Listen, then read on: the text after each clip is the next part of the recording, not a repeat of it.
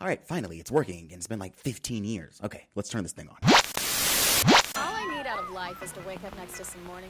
Is there anything hard you refuse to jump on? Oh, stop it with the self-righteous bull. Everyone's got a hobby. Yeah, that's true. I'll stick with sugar. Don't you ever crave protein? Don't you ever not? Hey, it's good for you. Ain't that right, Garter? Shut up! First of all, why the you think I know the answer to that? This is the opening scene of 2010's Panty and Stocking. And this is me censoring almost every word in this scene in order to please mommy YouTube. Alright, how many seconds have passed in this video? Because I can't curse in the first 30 seconds to a minute. Okay, we still have some time left. So, how's everybody's day? This anime doesn't give a fuck! This one isn't gonna be for you kids, so go ahead and click off. Y'all clicked off, right? When it comes to the landscape of anime, you can't escape a certain level of degeneracy. Sure, we have our wholesome titles, but most anime will get down bad somewhere in their runtime. Shock value is a staple of the medium, whether that is the horny hand-holding, oh my god, censor that, or whatever the hell is going on in High School of the Dead. How? Just how? And as the years go on, we have multiple shows pushing the boundaries of every genre to new heights, whether that is the revolutionary success of Frieren or the isekai protagonist becoming a vending machine. Streets are trying to tell me this one is actually good, and I refuse to believe you guys. And when it comes to degeneracy, there is no show that does it like Panty and Stocking. This show is the one piece of degenerate anime, unless you include actual hentai. Yo, bro, we're already risking monetization here. I'm gonna need you to calm that down. My bad. Okay, where was I? Oh yeah. This show doesn't give a shit. Violence, sex, drugs, cursing, fan service, demons, nudity, more nudity, and even more violence. Bruh, I'm censoring it. The uncensored version is on Patreon. This is one of those anime that people would say wouldn't survive in today's climate and is a product of its time. But they brought it back. Those mad lads fucking brought it back. This is not just an anime that doesn't give a fuck. The creators don't give a fuck. In a time where audiences are more critical than they've ever been, Imaishi, my goat, said, "Fuck it, we're doing it again." And listen, I'm not against critical audiences. I obviously think we should criticize the media we consume in order to not only better understand it, but to also be better entertained and aware. But leave it to Studio Trigger, best anime studio ever, argue with yourself, to successfully pull off a show that throws all of that to the wayside. Because unlike My Joseph Darling, with its unnecessary fan service and its wholesome, well-crafted romance, or High School of the Dead with its unnecessary boob physics and its serious survival story, Panty and Stocking doesn't work without its raunchy elements because the show is never taking itself seriously. There is no other aspect to the show that the raunchy elements are taking the enjoyment away from, because the whole purpose of the show is to take those elements to the extreme and have fun with them. And now, after 15 years, it's back to show this new generation of anime fans a series where the writers, directors, characters, world, and story don't give a single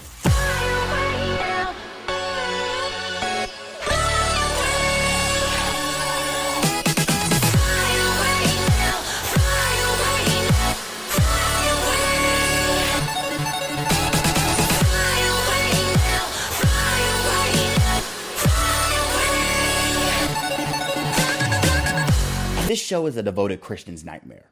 I mean that literally. Coming from the Studio Trigger team when they were still at Gainax, and the director of Gurren Lagann, Kill la Kill, Cyberpunk Edgerunners, and Promare, Panty and Stocking with Garterbelt follows the story of two angel sisters, the Anarchy sisters, who were kicked out of heaven because they suck as people. In order to buy their way back in, because apparently you can do that, they team up with the shady priest Garterbelt to hunt down ghosts and collect heaven coins. Because the ghosts turn into coins when they die. But just one problem, one tiny problem.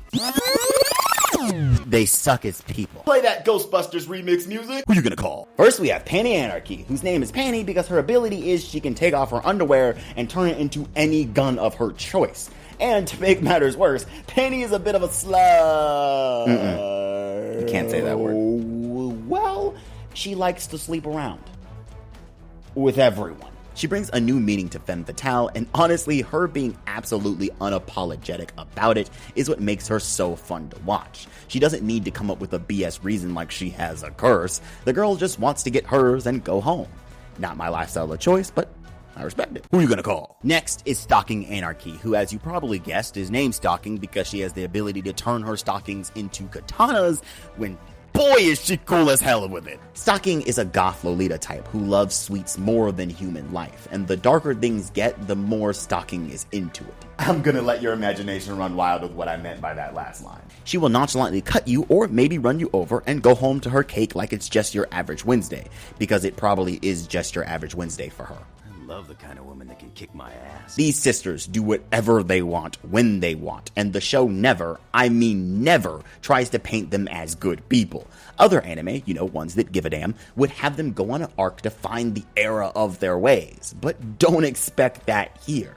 In episode 6, a human, Brief, who has been helping the girls out since episode 2, is held hostage by their arch rivals, the Demon Sisters, and when threatened, Panty says this. Yeah, like I give a shit. Do whatever you want with that pie. Maybe he'll distract you. Make it easier for us to stomp your sunburned ass. And no, this was not a part of their plan. They meant every word. This is never brought up again or a pivotal moral plot point in the story because, I'm sorry, did you expect this anime to give a fuck about morals? But my God, pun intended, do these angels look so cool and hot as hell, being the worst people you have ever seen. Just listen to that iconic speech. I kind of want to say it with them. I think we should all say it with them. Let's be voice actors for a moment. We're gonna say it with them. A pitiful shadow lost in the darkness. O evil spirit born of those drifting between heaven and earth. May the thunderous power from the garments of these holy delicate maidens strike down upon you with great vengeance and furious anger, shattering your loathsome impurity and returning you from whence you came. Say it with me. Motherfucker! Who are you gonna call? And finally, we have Garterbelt, my Afro brother. The third titular character who may seem like he's keeping the girls in line because he's always yelling at them, but in reality, he's just as corrupt, especially when Brief is in the room. Again, gonna let your imagination run wild with that one. Oh, and there's the Walking Invader Zim reference, Chuck.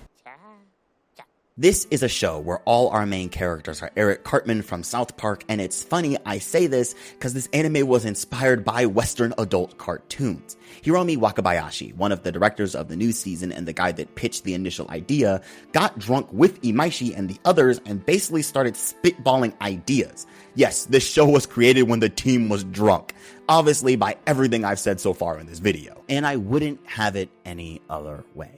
Say what you want about Panty and Stocking, but you cannot say this show is not entertaining, and a huge reason for that is because of the English dub. Subwatchers, we're gonna have to take this L because Panty and Stocking is one of the top 10 English dubs in anime, and it ain't in the bottom 5 either. The vapid cursing, the dark humor, the adult jokes and punchlines really capture the personality of the series, as you can't watch even 30 seconds of this show in public.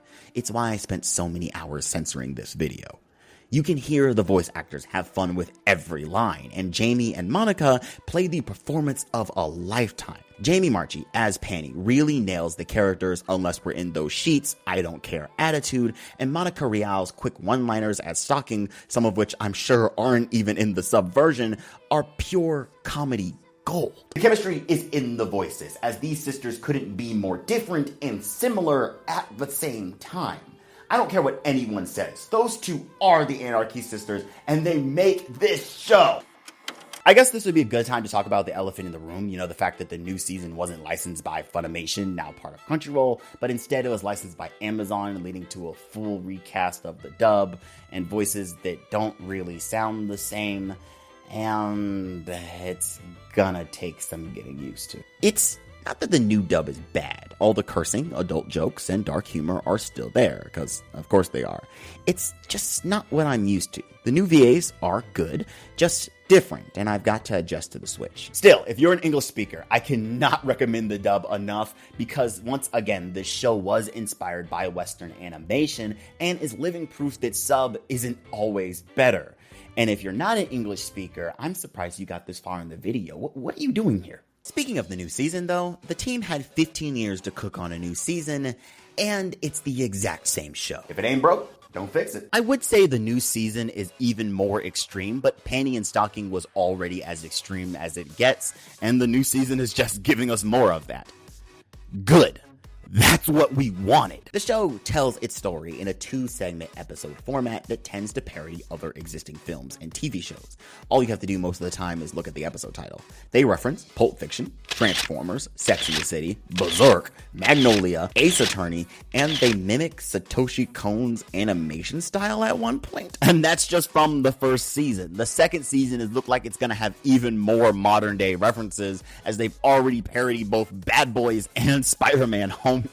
What we are looking at is an anime that is letting loose without outwardly trying to offend anyone. Of course, I can't speak for everyone on an individual scale, but the series, as degenerate as it is, never paints this lifestyle as good. Our girls get covered in poop, beaten by enemies, canceled, and the series starts with them getting thrown out of their home.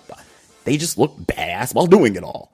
This show is not trying to teach you any lessons. It doesn't have any deeper meaning. It's simple, dumb, chaotic fun in the best way possible, as you can't wait to see what crazy problems the sisters will cause next. And mark my words, they will be the cause. No one is taking Panty and Stocking seriously, because Panty and Stocking, along with the creators, aren't taking this show seriously. This anime doesn't give a fuck, and that's why we love it. Hold up, where's the rest of the script? Oh, there's no more. That's the end. That's the end? That is what I just said. Wait a minute, did you do the green screen edit? Are they seeing the rest of the room? You're breaking the magic, bruh. You're breaking the magic. I'm gonna cut you off. No. We don't just end videos on this channel. I have to tie it all together and let them know that Panty and Stocking actually does have a profound message. And that is, well, I'm glad you asked, because if you... Yeah, I had to cut that guy off. Hope you guys enjoyed that video. I have more stuff like that on the channel, so go ahead and like and subscribe and comment your thoughts on Panty and Stocking below. Thank you so much to our Patreons, and go ahead and follow us on socials because we stream. As always, my friends, thank you so much for watching. I'm RJ Lane, and this has been On the Rise.